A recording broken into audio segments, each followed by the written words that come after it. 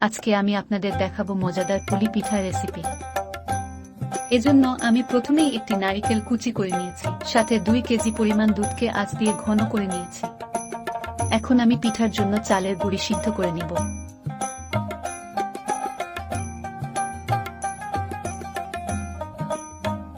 হাত দিয়ে এভাবে মথে নিব। ব্যাটারটাকে এভাবে রুটি বানানোর উপযোগী করে নিব। তারপর রুটি বানিয়ে এভাবে গোল গোল করে কেটে নিব।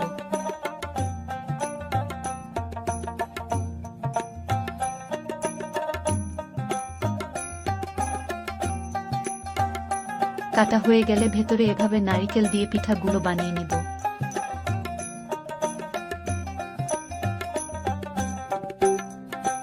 আপনারা চাইলে এভাবে ডিজাইনও করতে পারেন।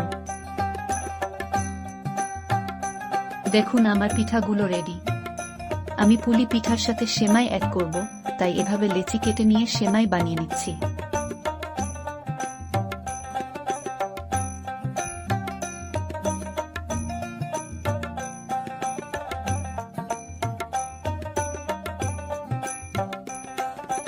দেখুন আমার সেমাইগুলো রেডি হয়ে গেছে। এখানে আমি গরম পানিতে পরিমাণ মতো গুড়, অল্প চিনি এবং লবণ দিয়ে এটাকে ভালোভাবে আঁচ দিয়ে নিচ্ছি। এখন আমি পুলি পিঠাগুলো দিয়ে দিব। কিছুক্ষণ সিদ্ধ হওয়ার পরে সেমাইগুলোও দিয়ে দিব।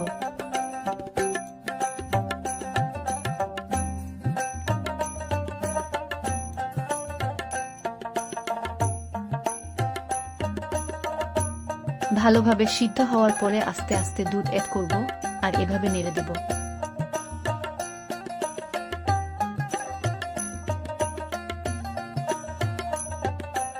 হয়ে গেল আমার মজাদার পুলি পিঠা।